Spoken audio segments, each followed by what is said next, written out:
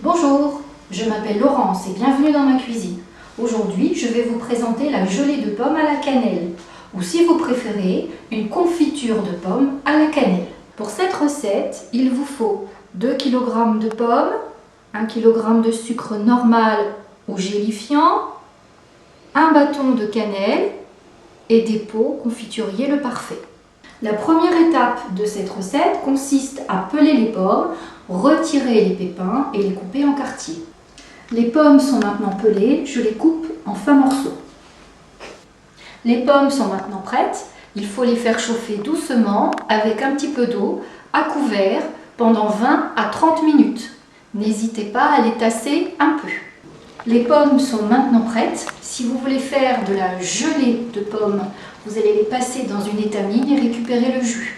Si vous voulez faire de la confiture de pommes, vous gardez les pommes de cette façon et vous rajouterez le sucre par-dessus. Pour obtenir de la gelée, je vous suggère une étamine ou toute passoire que vous aurez dans la cuisine. L'objectif étant de récupérer à partir de ces 2 kg de pommes 1,2 kg de jus.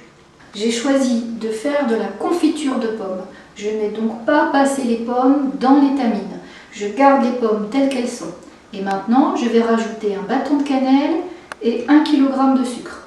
Si vous préférez faire de la gelée, c'est au jus que vous rajouterez donc la cannelle et le sucre. Petite astuce, si vous voulez un goût prononcé en cannelle, grattez votre bâton. Vous n'oublierez pas de rajouter votre bâton de cannelle et le sucre. Mélangez. Portez à ébullition. À partir de ce moment, comptez le temps de cuisson, soit 7 minutes avec un sucre gélifiant, sinon 15 à 20 minutes avec un sucre normal. Petite astuce, pour que votre préparation ait un parfum façon tatin, je vous suggère de réserver une partie du sucre et d'en faire un léger caramel à peine marron. Le caramel commence à blondir, je le surveille de très près jusqu'à ce qu'il prenne la coloration voulue. Je rajoute le caramel. Bien sûr, si vous n'en voulez pas, vous passez cette étape.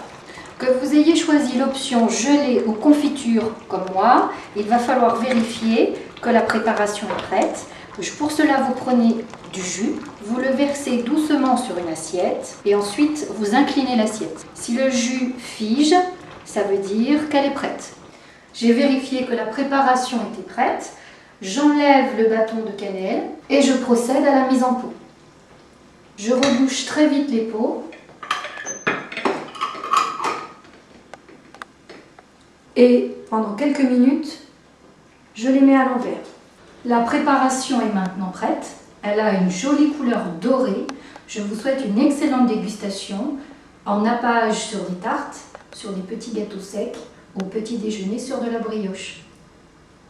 Au revoir, à bientôt pour une prochaine recette.